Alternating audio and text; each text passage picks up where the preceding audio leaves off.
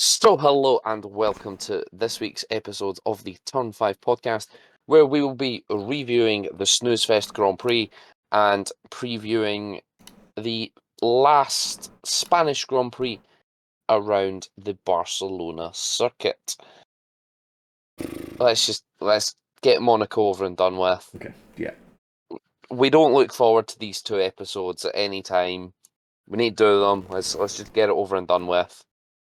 1 sentence race review, please, Richard. It didn't work. Ben.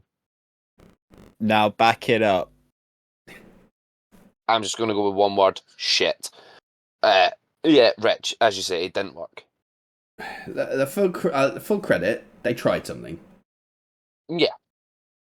But the obvious answer is the cars are too big. Mm-hmm.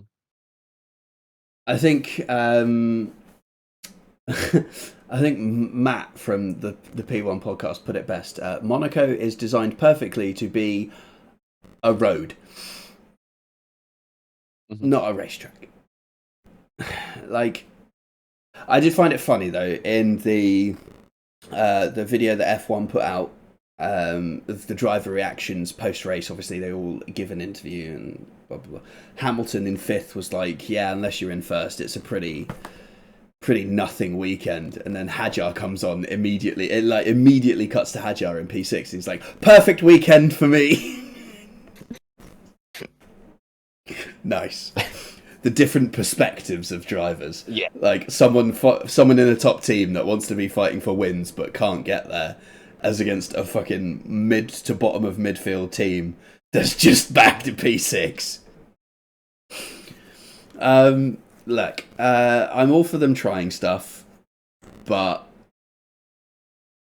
I think it needs to change again. I don't mind the mandatory 2-stop, but I think it needs to come with stipulations.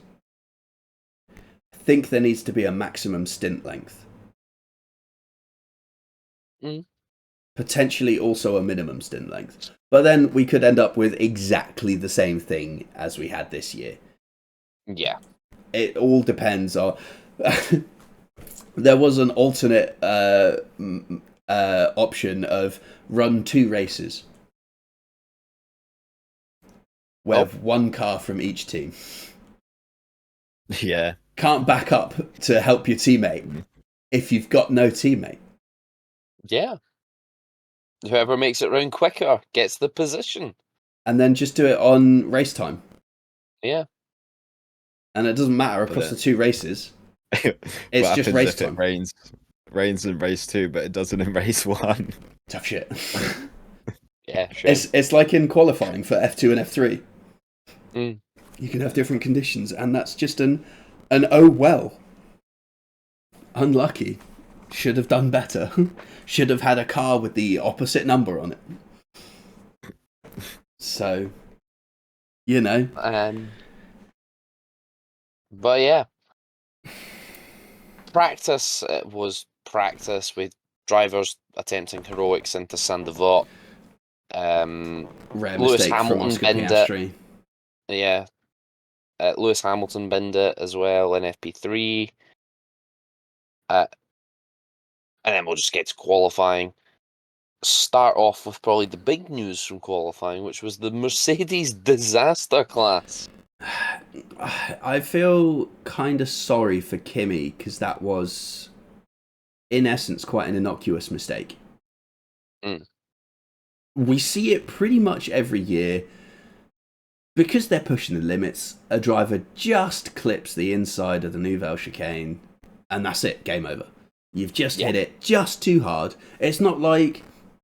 I think the one at the Nouvelle chicane is different to the one at the exit of the swimming pool chicane, because we see that you get that camera angle every year of them looking at the barrier at the exit of this swimming pool, and the barrier bends if you lightly brush it with the tyre. I don't think the one at the Nouvelle chicane bends at all, because every year... I don't think it does. Every year we see a tyre. Yeah, exactly. Every year we see somebody clip it, and they just get fucked. But every year we get the same angle of the swimming pool exit, and always somebody gets a little bit too close and the barrier just gives. Just enough. Obviously, we've then also had instances like where Shiles took it a bit too far and fucked it. But there's that barrier seems to be quote unquote softer than the one at the end of the Nouvelle chicane. But it's unfortunate for Kimi. Like, we saw Hadjar do something similar in free practice, but Hadjar caught the rear tyre, not the front tyre, and just ended up with a puncture, which, ruined his run and probably gave him a bit of floor damage, but he was still able to keep the car going. Yeah. I think as well, comparing the Nouvelle and the swimming pool, you're approaching it at different angles. Like in terms of entry and exit and stuff. Yeah, it's just an unfortunate one, isn't it? It's something we see every year. Yeah, even in the game, that corner's deadly. You clip that with your front tyre and it comes off. Yeah. You clip it with your rear tyre, you're round. Yeah, you're round, hit it with front tyre, it's off. Yeah. So, unfortunate for him. He was doing not too bad, all things considered. But obviously, he made it into Q2, but didn't have a car. So, Russell also made it into Q2, and then broke down. Yeah. Was that just an electrical failure? I don't know if there was ever anything. It's rare to see a Mercedes mechanical failure. Yeah, it was odd. It doesn't happen very often. I mean, we say that, but then in the race we had potentially a power unit failure for Alonso, who has potentially the worst luck of any current F1 driver at the minute.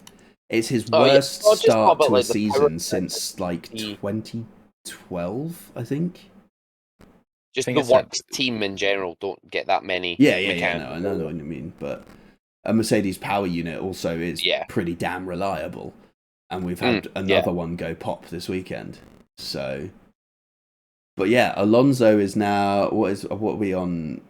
The ninth race. Yeah. So that was the 8th round, and he hasn't scored a point. So it's his worst start for a season for, I think, over a decade. Yeah, well over a decade. I think it said. I think I've seen that it was his debut season with Minardi the last time that happened. So, but not certain. And I really want to see what's. So he's got 10 there. So that's obviously, I think it's 2010. Oh no, he won 2010. I don't know, I can't remember what they said. It was like early 2010s, I think they said it was. So maybe 2014? That shitbox of McLaren? That could be a winner, that.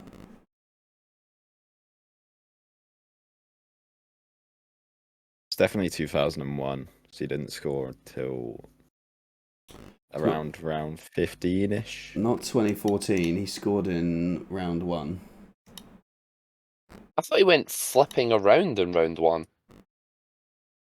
Oh, no, or was that 2015 that happened to him? Yeah, but then he's not taking part, is he? So. No, he did take part in the race. He nearly died. Yeah, no, but obviously it must have been 2016 that happened. Jesus, I didn't think it was that late. He's not doing the rounds thereafter. I don't think he missed any races. If it was 2015, he didn't miss one. Bar Australia.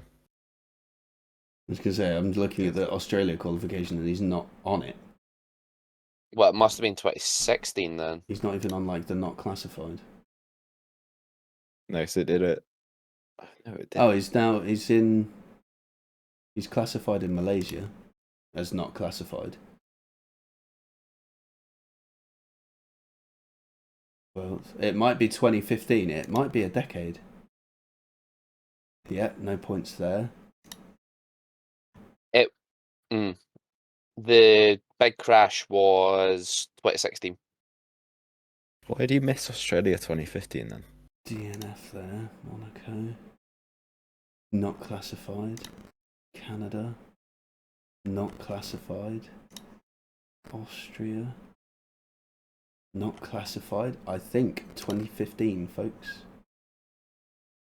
By medical advice. He had an accident in pre-season testing. Oh, of course, he had yeah. concussion, didn't he? Yeah. Yeah, 2015. Worst start to a season in a decade.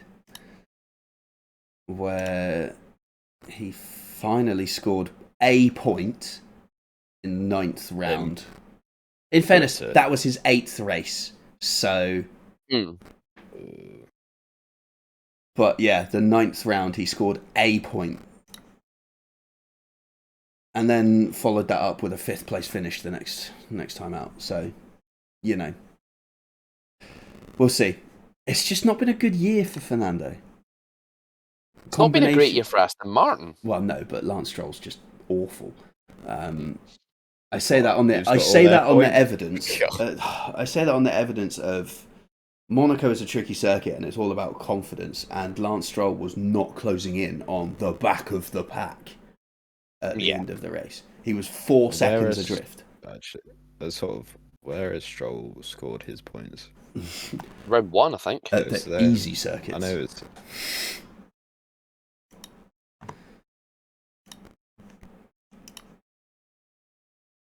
So Australia. Stroll got 6th place in Australia, 9th place in China.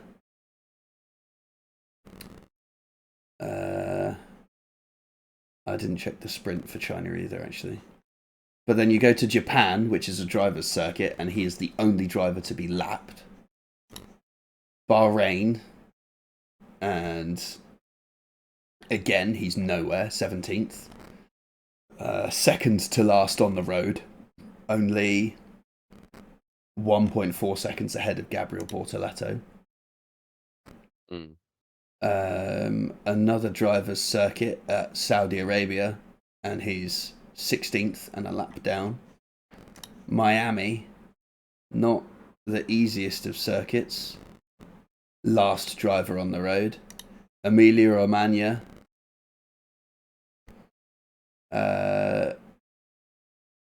15th. Monaco. Yeah, and then Monaco, he's 2 laps down in 15th. Yeah. Back to the race. What a move from That's the Bortoleto Miami into sprint. Oh, we got Miami sprint. Okay. Yeah. What a move from Bortoleto into the hairpin. There was an overtake at Monaco. There was. Stroll done an overtake at Monaco as well. Genuinely true. You mean it's not into just the Nouvelle chicane? Oh my god, who did he get? I think it was a stake car. Potentially Gabby. Then I think that Gabby was the only one that finished behind him. Oh no, Nico. Nico's behind him on the road. It was either Nico or so is Kimi Antonelli. It was Hulkenberg. It was Nico. Damn. Crazy business. Yeah, what a move into the hairpin. And then Kimi Antonelli performed some terrorism into... and got away with it. Into what, turn 8 is that? Yeah. Yeah, hairpin 6. So Portier part 1 is 7 and second Portier is 8. Yeah. Yeah. And just showed them the wall. I can't believe he got away with it. I know. Yeah. Like, that was an opportunistic lunge at best. I think the stewards might have went, it's lap 1 and lol, it's Monaco. Yeah. because in so many of the documents about incidents, they were like, given Monaco's tight nature, you know, like, really? Did they say anything about being alongside? They didn't do a document. I don't even think they investigated. They just went, nothing to see here. Right, okay. There is no document for the incident whatsoever. Yeah. So I don't even think it was investigated. No. I think it flashed up as no further investigation. Or it was noted, but that never went any further. Yeah. Because if it flashed up as no further investigation, there'd be a document. No, I don't think there is. That's only if they investigate and decide And then no further action. action. Right, gotcha. Yeah, okay, so maybe it was. Maybe I'm not going mad and I did see no further investigation. Obviously, we have a couple of bits of investigation. Yeah, of course. Should we start with George? Well, I was going to come to George last. Oh, okay. Because his was the most obvious. Gasly? Yeah, we'll talk about the more subjective decision with Gasly. Talk us through it, someone that watched the race. Going through the tunnel, coming out of the tunnel to the chicane, and it was Yuki in front of him. Yuki sort of veered to the left to then brake and sort of squeezed back up to the wall in a way. And Gasly going into the braking zone, I think it looked like he locked his rears. Yeah. And obviously the car was unstable. Smashed into Yuki's right rear tyre. Somehow that stayed on and didn't get punctured at all or anything. And then because of that, Gasly had no brakes. And he was just slowly going around the track. Lesser front wing as well. Which I do want to talk about in a minute as well. But I've got the document here. Fact: Car 10 collided with Car 22 in turn 10. Yeah, no shit. Fact. Infringement: breach of Appendix L, Chapter 4. It was a reprimand. Was the decision made? The stewards heard from Gasly and Tsunoda and team representatives. Gasly tried to say that Tsunoda moved under braking. Stewards reviewed video evidence from Tsunoda's previous laps and deemed he did not change his usual line and said, "The fuck you on about?" Yeah.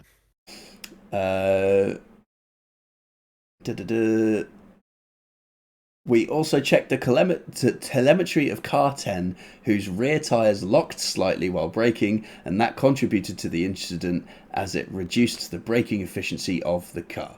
We therefore considered that the driver of Car 10 was wholly or predominantly to blame for the collision.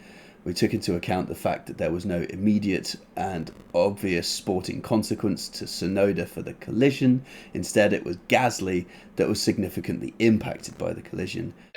Really? No shit. We therefore applied the penalty guidelines where there was no immediate and obvious sporting consequence and imposed a reprimand. Fair enough. I don't mind that. Yeah. It was a crash. He came out worse. He didn't finish. That's penalty enough. Yeah. Yeah, pretty much. Obviously, you get, 3 reprimands driving and then 3 reprimands for non-driving. Else. Yeah. So, I think it leads to a 3-place grid penalty. I think that's if it's non-driving. If it's driving, it's 10. Oh, okay. Yeah. Yeah, reprimands Who was do it stack got up. 3 reprimands a couple of seasons ago, actually? I think it was Lance. It's a safe bet. I kind of want to... It's either Lance or Kvyat when he was still in. But I can't remember off the top of my head.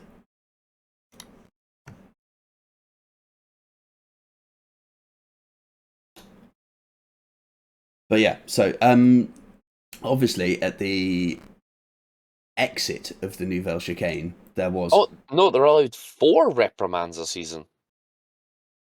And it's on reprimand number 5 that you get a penalty. Christ. That's very lenient.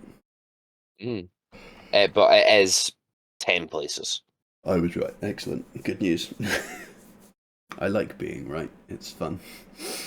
There's no sporting penalty, according to the F1 website, for getting multiple reprimands for non-driving offences. Huh.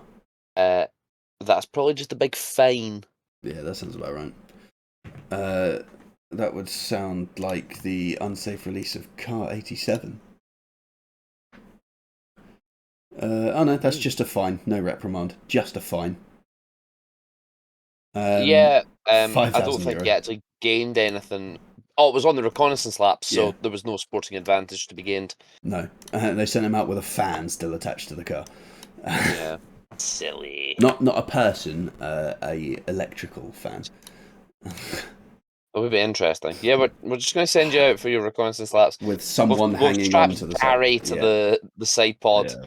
Just going to test the aerodynamic efficiency. A bit over a line. It's a pang. Just sat on the edge of the car. But yeah, so obviously after the collision there was an amount of debris on the circuit, and therefore obviously double waved yellows. Yes. With half a goddamn Alpine front wing on the exit of the inside of the corner of the exit of the Nouvelle chicane, Piastri went quite slowly. Max Verstappen did not. Max tried to overtake him under double yellows. And got away with it. Yeah. Right. He tried to get, like, alongside the start him. of the overtaking. Yeah. And double waved yellow. It's just not on. I don't think people have like made enough of a deal Starting an out of it. overtaking move is not slowing for double waved yellows and being prepared to stop. Yeah. Which Piastri, given the pace that he was going, was obviously doing. Max was like, yeah, this is my chance. It does open up another issue, though. Why did they not just throw a virtual or a full safety car when half an Alpine is lying on the inside of the Nouvelle chicane? It's a good question. I reckon it's because it was still quite early on that there was enough of a gap. Because the wing was quite close to the barrier in the first instance, that you can just get someone to sort of just lean over and pick it out in that gap. Yeah. Which I'm completely all for. If you don't need to throw a virtual, fine. Especially in the early sequences. But later on, when the field was spread, then I would have probably said that would require at least a virtual, if not a full. But throwing a full safety car in that last race would have been absolute carnage, because how many times would you like to unlap yourself, sir? Yeah. Taking 10 laps just so then they I do wonder how that happens, actually, if you're multiple laps down and the safety car is deployed. I think it depends on the length of the time that the safety car is deployed. If you've been allowed to unlap yourself once and you catch up to the back of the field and there is still no sign that the safety car is coming back in, they'd have probably red flagged it. Yeah, but I was about to say, because you usually only get released toward the end of a safety car period anyway. Yeah. It's a good couple of laps in. Yeah.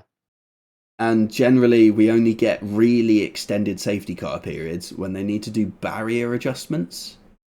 And that usually these most days of the time, that needs a red flag. So it's a tough one. But it would be interesting to know that if the safety car duration was just long enough, can you unlap yourself twice? Or in Kim Antonelli's case, 3 times? 3 times. Well, to be fair, he was like pitting on the second to last lap or some bollocks. There was a TikTok. Yeah, I think his first stop was on lap 71 or something stupid. I got sent a TikTok and it said that Toto admitted that the team forgot about the new 2-stop regulation until after lap 60. Bro, how do you forget that? It's all anyone's been banging on about. Before the race, I don't think they forgot, but once it started, I could see how they forgot. Because they're just getting fed off of being stuck behind Sainz or Albon.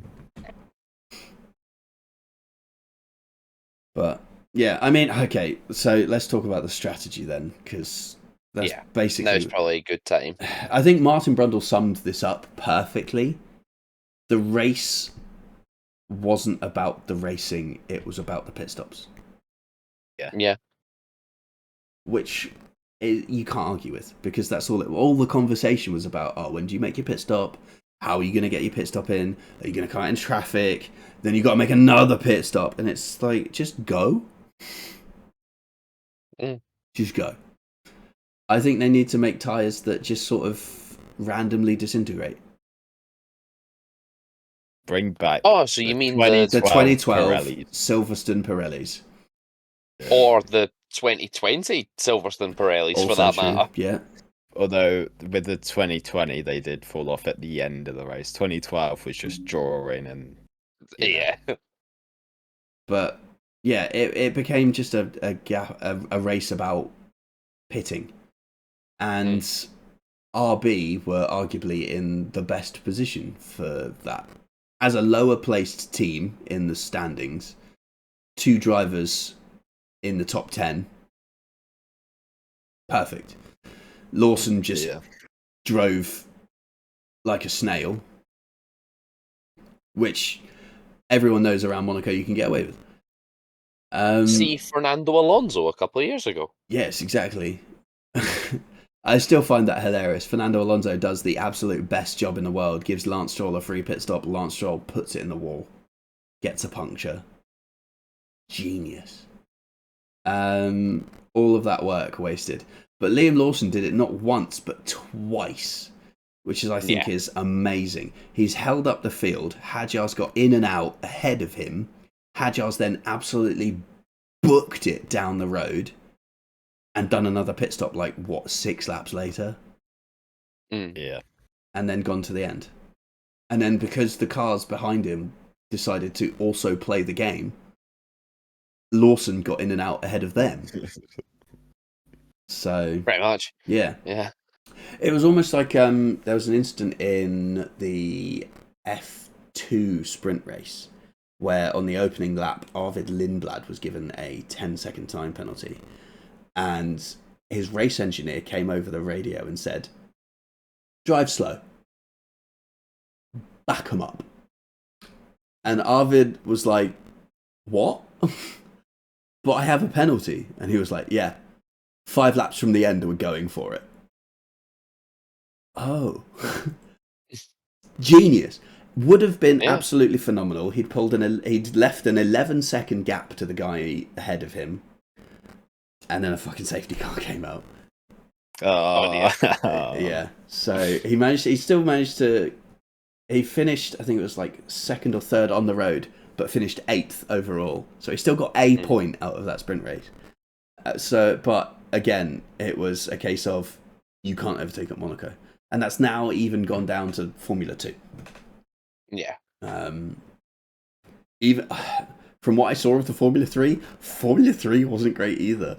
We're not in a good spot at the minute for Formula racing around the streets of Monaco. No, especially not that now Formula 3 have moved to the new cars. A couple of years ago, Formula 3 was the thing to watch around Monaco because there was overtakes everywhere. This year, not so much. There were moves, but it typically was when somebody made a mistake. Now the thing to watch around the streets of Monaco seems to be Formula E. Don't say that. Please don't. That's a crime. I know we have press pass, but I just say I just see the email notification and then just swipe it off. But it is just say true. Historic F1. The last time, well, yeah, obviously historic F1, but the last time Formula E went to Monaco, we all said afterwards, yeah, that was pretty good. I didn't say that. Because the cars were narrow enough to actually race. Let's be honest, the thing to watch around Formula 1 this year was the TV direction hard launching Lando's new relationship. Crazy work from the camera. I did love that they didn't put Lando's girlfriend or Lando's partner, they just put model.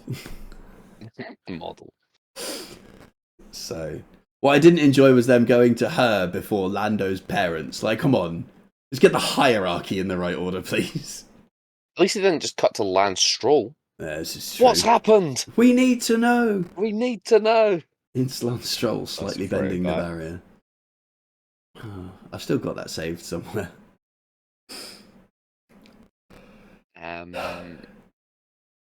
Shall we talk George Russell? Yeah. Bellend. Let's talk about how we can fix Monaco. No, George Russell in the race. Look, I think he's a bit of an idiot. Because he admitted it. Yeah. If he'd kept his mouth shut, he'd have probably got away with a 10-second. But he had to open his yap and say, I'll take the penalty. And the stewards, as per the stewards' documents, the race director's event notes, said, that's it, mate. You're cooked. And gave him a drive-through. And then they could have cooked him worse. True. But then Mercedes were like, Antonelli, do a Williams. And Antonelli just held him up, and George served his drive-through and lost nothing. So, was it really a penalty? No. But yes, because he has penalty points on his license. Yeah, true. That is the only thing it cost him. It's also not really race control's fault. No, it's Monaco. That it played out the way it was. They can't do much more. Because they could have cooked Russell worse and went, 10 seconds stop-go penalty. Yeah, but then Kimi would have just parked it sideways. Yeah, do a Williams. Yeah, just park across the track and just, like, spend 20 minutes reversing. Did you see the video of Toto Wolff hanging out of the pit box window? Arguing with James Vowles. James Vowles. Just remember, Toto, you taught that man. You created him. It's like Anakin Skywalker, isn't it? You were my brother, Anakin! I hate you!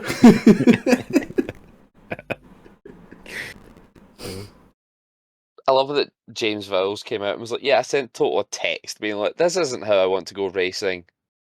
But it's Monaco, so like... He's saying that on the broadcast. It was brilliant. On the like halfway through, he's basically apologising. It's like, this isn't how we want to go racing, but it's what's good for the team. I feel like that was the Williams team statement for the weekend, because Albon said exactly the same shit in his post-race interview. So... Do you think Williams just handed all the team that were getting interviewed a card, just say, this is not how we want to go racing? Please use this phrase in your interview as soon as possible. Yeah, at least once. Because it was like the first thing Albon said was like, look, it's not really how we want to go racing. But it's Monaco. Exactly. So you got to do what you got to do. Blame the RBs, they did it first. And what we got to do is stop talking about Monaco. So, Rich, can you take us through the prediction results, please? Then we can move on. Sonia lost this week. 2 points for Sonia. 2 drivers on the podium, wrong positions. Ben, he came second this week. 3 points, all for putting Piastri in third. Me and Chris tied on 4 points. 1 driver in the correct position, 1 driver in the wrong position. Bold predictions. All shit. Ben, you said 3 rookies would DNF. They did not. Let alone getting the quadruple points for naming the 3 that would. Chris, you said no lap 1 incidents. Kimi Antonelli sends his regards. And I said that Colapinto would crash in qualifying and the race, and he did not. He was just slow. Lap down showdown. I won this week by having the closest lap and the correct number of laps down. Nobody got the driver right. Chris, you said that no one would get lapped. Me and Ben both went for Bortoletto. It was actually Ollie Behrman, and it was on lap 27, and he finished 2 laps down. The championship standings for the podium predictions. Ben still holds the lead. He's on 32. Sonia not too far behind on 30, and I am in third on 24. Chris, you're a little ways back on 20. Mel's on 19, and Nia is on 11. Yeah, I've got some social media bold predictions. Meg has went for a team double DNF, didn't come true. Jamie went for at least 2 red flags, false. Ben went for 3 safety cars, false. And that's it, because that's the round before. And they all got lap down, showdown wrong. Ben went for Polapinto lap 34. Jamie went for Bearman lap 39. So you got the right driver. Yeah. Whoever put And lap 34 is the closest out of anyone so far. Meg went for Hulkenberg 33. Oh, that's us pipped at the post. So, yes, Formula 2. Sprint race was pretty much of a muchness. Obviously, we spoke about Arvid Lindblad's 10-second penalty earlier. That was in the sprint race. The feature race had somewhat more of a penalty. But we'll go through the split qualifying first. Group A leads the way. That is the even-numbered cars this year. I can't remember how exactly they decide upon that. But this year, it was the even-numbered cars. And Victor Martins topped that group with a time of 1:21.145. The odd-numbered cars went second, with Alex Dunn topping that session with a time of a 1:21.142, 0.003 of a second faster than Victor Martins. In a way, I kind of feel bad for Richard Verschoor, Arvid Lindblad, and Gabriele Milli and Kush Miney, because all of them set a time faster than the second place finisher in the other group. So, yeah, rough rubber the green there, but that's how the Monaco qualifying works. We're not sure how the group qualifying works. Group A, Group B, go. Whichever group has the overall fastest time, so Group B gets the odd numbered positions on the grid, so 1, 3, 5. The slower group gets 2, 4, 6, and they just slot into it in the positions from their group. So first in Group B obviously got pole, second got third, and so on and so forth. Yeah, so if you actually looked at the times, it would be a lot different of a grid than how they actually end up laying it out, which is why you kind of feel a bit shit for 4 drivers from Group A who got quite hard done by there.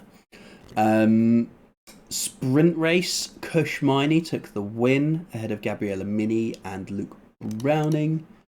Only 18 cars finished the sprint. That's only 4 DNFs. Yeah. And also, given what we're about to talk about in the feature, that's good. Yeah. So before we even get to start to the feature, I just want to reiterate: last time out, Sebastian Montoya stalled it on the grid. This time out, Sebastian Montoya stalled it on the grid. Which probably worked to his advantage, because it meant he started from the pit lane and avoided the absolute clusterfuck that was Alex Dunn sending it on Victor Martins. Well, he didn't send it, that was the issue. But okay, Victor Martins did very much chop across him, but he was also very far ahead to the point that it was rear wheel onto front wheel and therefore spun and into the barrier. But equally, it's lap 1. Maybe give a bit more space than chopping straight across to the apex. Yeah. So I think there's lessons to be learned on both sides there, but Alex Dunn has been slapped with what has been converted to a 10-place grid drop for the next race, as well as 3 points for his super license. That is the equivalent of a 10-second stop-go penalty. Oh, it says a drive-through here. Oh, is it a drive-through? Yeah, Car 17 was given a drive-through penalty. I thought it was 3 for 5 seconds, 5 for 10 seconds, and then... No. Oh, yeah, true.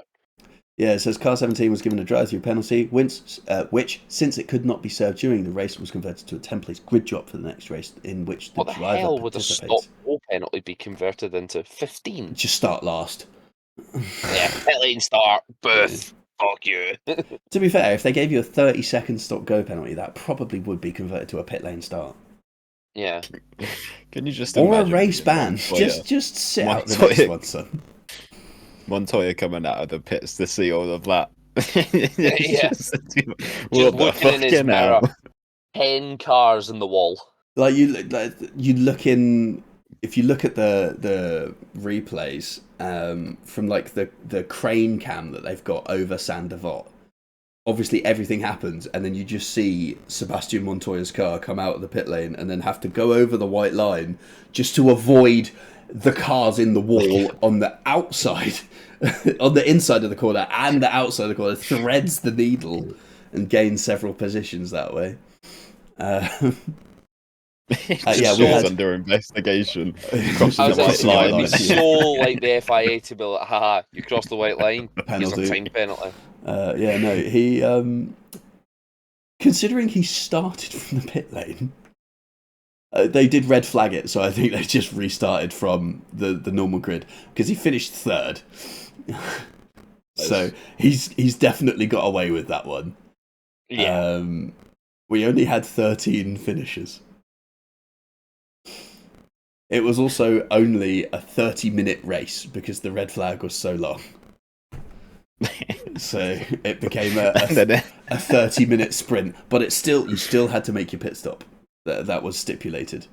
You still had to make your pit stop. But anyway, were full points awarded? That is a cracking question. They were not. No, it was half points because only 16 laps were completed. Yeah. So Jack Crawford won ahead of Leonardo Fornaroli, still yet to win, and Sebastian Montoya in third. So the standings update is Luke Browning now leads the championship on 70 points, ahead of Alex Dunn on 67, ahead of Leonardo Fornaroli on 64. He's keeping himself interested. He's going for the back-to-back winless. If he wins the championship by winning the race, I'd be gutted. Yeah. Yeah. If he has enough of a gap to the guy in second to like deliberately let somebody else win, and he does so, that would be mint. But yeah, if he keeps this up, he'll be all right. He's consistently scoring. There's one singular race in which he has failed to score a point, and that was the Australian feature race. He has scored at least a point in every single other race, both sprint and feature. So, given that the two drivers ahead of him have failed to score in 3 races each, that gives you an idea. Yeah. Consistency, it keeps you in there. Alex Dunn has won 2 feature races, which is why he's up there. Browning has got 2 feature race podiums and just generally not bad point scoring outside of that.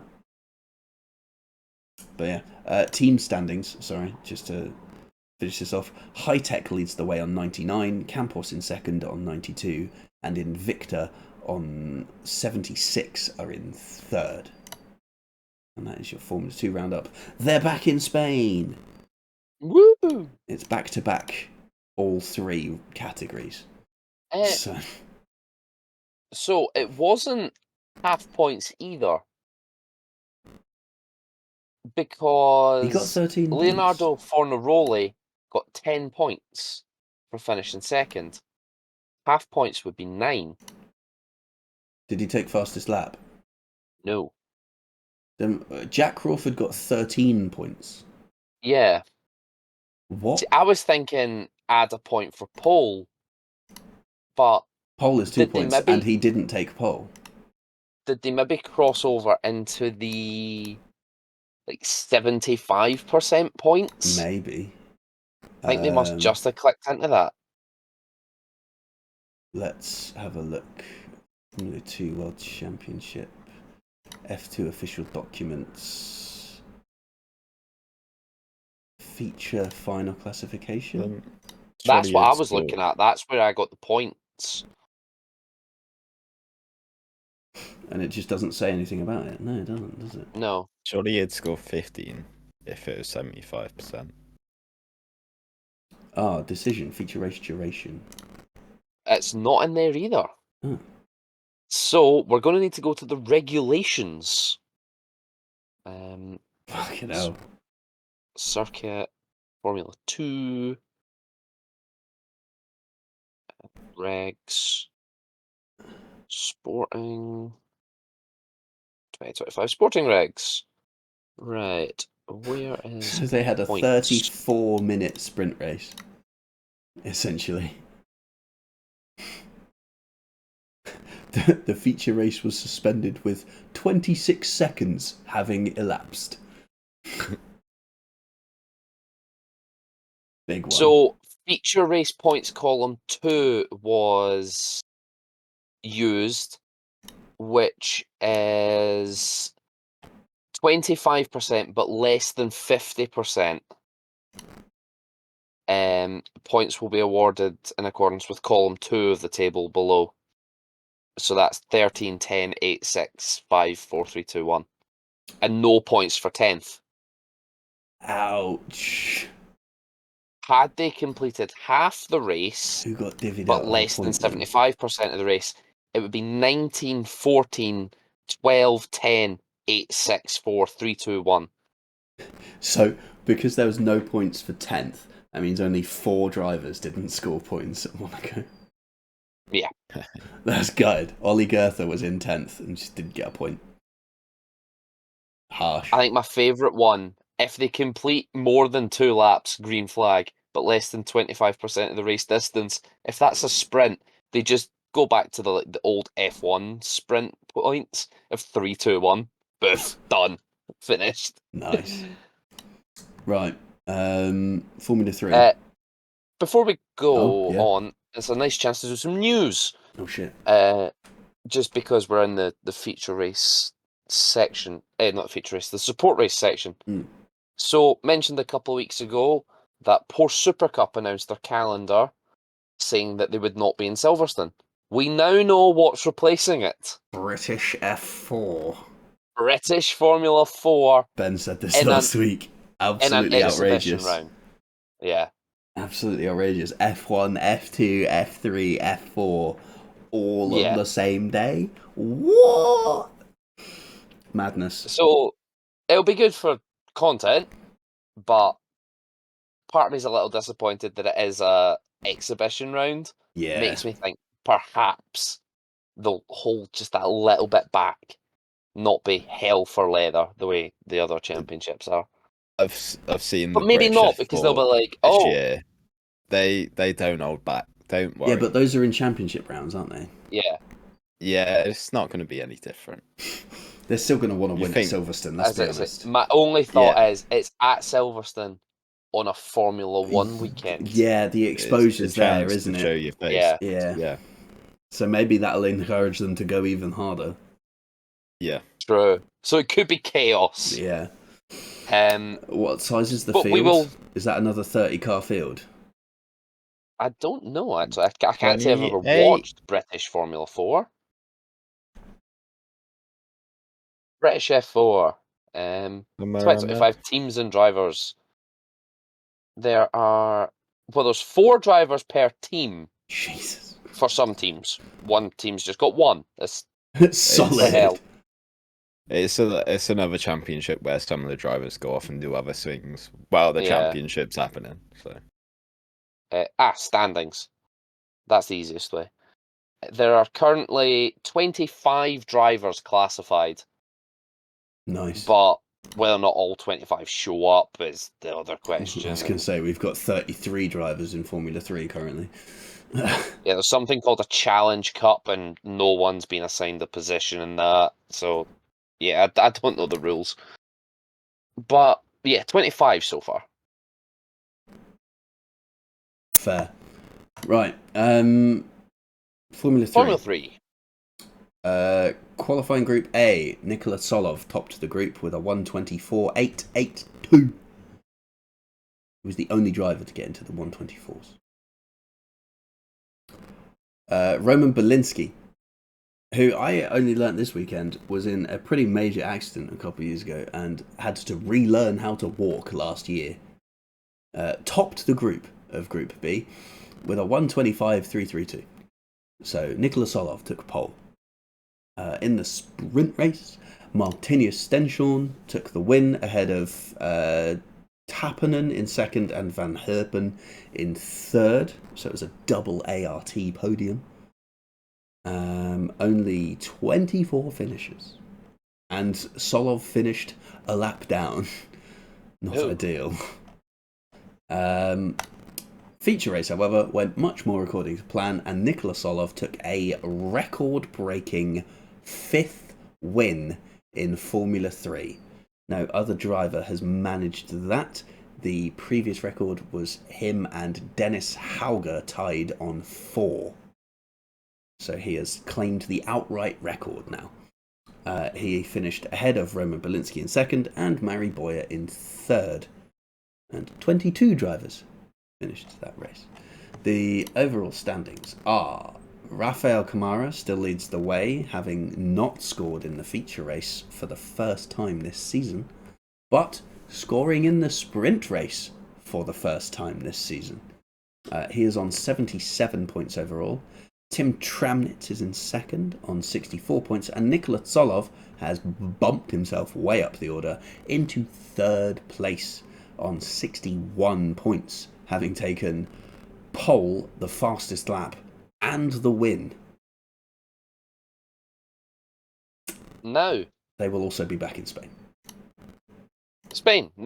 Spain. That's a good time to move on to Spain. Speaking of,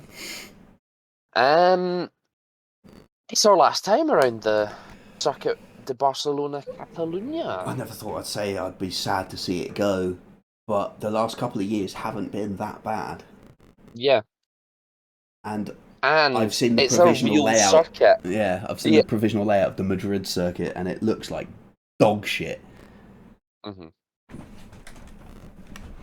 So, yeah, I think Madrid is for the shit, to be fair. So I've never been to Spain. Uncultured football. Well, you can go watch the inaugural Madrid Grand Prix. I'm good.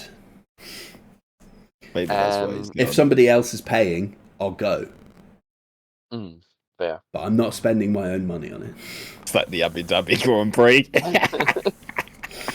Yeah, if somebody else wants to pay for that, by all means, take me. Yeah. Hopefully they bring it back as the pre-season testing circuit when it drops off the calendar. It's gone to Jerez levels. Jerez. Yeah. Jerez. Jerez. Classic British. Shall we just jump into predictions? Sure. We all know the circuit very well. There's not much we can preview about it. Because nothing's changed going into this year's race. Ben, who's going to take Actually, pole? there's new has there been a regulations change? now, isn't there? None of that rear wing. Oh yeah, around. true. Oh yeah, The good. FIA's stricter wing flex tests come into effect at this round, and it's pretty much zero tolerance. On is it the rear wing or the front wing they're changing for this round? Both. Rear. Maybe. I think it's mainly for the rear though. Yeah. The focus was on the rear, but there was an get rid of the element mini that DRS. was on the front. Yeah. So. So yeah, we'll see if that impacts any teams. If anyone suddenly jumps up the order or flies straight back down it. Unlikely, Hope not. but it is possible. We've seen what happened to Ferrari when they got their stop breaking the rules moment, and they went from a championship fight to 6th in the constructors. So yeah, Ben, poll please. Max Verstappen. Richard? Thus begins the resurgence. It's Lando Norris.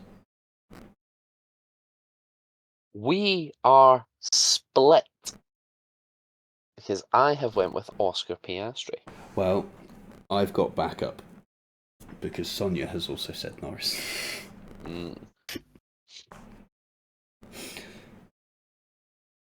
Podium predictions. I'll go with Piastri, Verstappen, Norris. I love the fact that we've also completely glossed over the actual final result of the F1. That Norris won. Yeah, we all know what it was. It was McLaren's first win in the Principality since 2008, and the championship gap is now just 3 points. Yeah, but it was Monaco. That's what I meant when I said, now back it up. That's what that was to Lando. That wasn't the fact that the cars were backing each other up. Okay. I thought you meant back it up so we didn't need to watch it anymore. Like, just back it up. Don't do it again. Ben, who's going to be on the podium? Verstappen, Piastri, Norris. I love that he's like, haha, back it up. Yeah, but they're not going to win. He just has to beat Piastri. True. Well, he's not, according to you.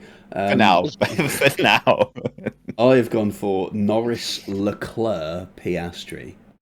I'm hoping that Ferrari are actually going to be relatively quick at a circuit and what they are Sonia familiar went for? with. Sonia has gone for Norris, Piastri, Hamilton. Speaking of Ferrari, though, I do actually want to bring this up quickly. I saw quite an interesting theory about why Ferrari was suddenly good at Monaco.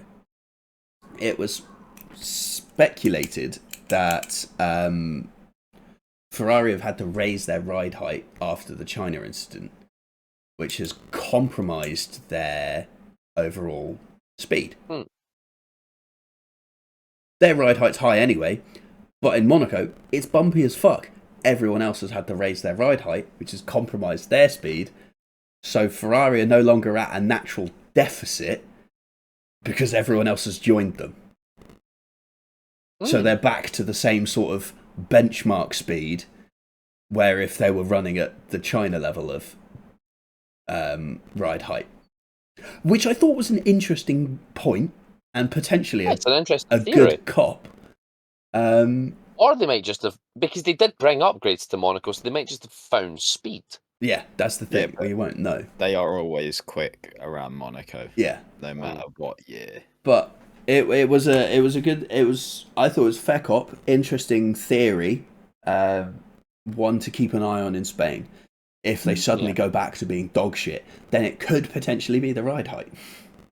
True. And until they can figure out how to get that ride height back down without bollocking the bottom off the skid plank, they're going to be slow. Yeah. Bold predictions. Let's do it. Richard. The best race ever at this circuit. How are we going to gauge this? Does this have to be unanimous? Yeah, we've all got to think it's an absolute banger of a race. So what was... Right, because that was... 2016 is a pretty banger. Okay. Yeah, then there's the one that Schumacher won when it rained and all of that. True, that was a good race. And then there's 2012 where Pastor Maldonado beat all the odds. That was not a banging race. I know it wasn't. But I just had to get Pastor in there. And there's also 2021, to be fair, which was a pretty decent race. Different strategies, yeah. Yeah. And Michael, this guy's going to make us lose the position. He's costing us the race. That was the debut of FIA radio that day. Gone but never forgotten. So it was 96. The famous Schumacher win. So there's quite a few races older than me. Jesus. But fair enough. That's very bold. Ben. I'm saying 2 Spaniards in the top 10. So they are both either getting disqualified or DNFing. I love your confidence on your curse ability here. And I'm going to go with Fernando Alonso to break his duct. Alonso points. He's not making the 100%. first lap. He's first corner. He's getting absolutely sent. Franco Colapinto. Nah, he's going to finish 11th. Franco Colapinto right up his gearbox. Sent to Narnia. Franco Colapinto is going to do a Rubens Barrichello. No, not a Rubens Barrichello. Who was it? Williams at Australia. I don't know. Ralph Schumacher. Franco Colapinto is going to do a Ralph Schumacher up the back of Rubens Barrichello. Yeah, no, but just to annoy both of us, he's going to finish 11th. Yeah, sure. Nah. And Carlos Sainz will finish 10th. Lap down. Yes, I completely forgot what we still had to do. There's 66 laps of this Grand Prix. 66 laps. I will go with...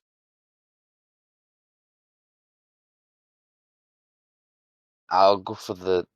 No! Nico Hulkenberg. Lap 25, 1. Okay.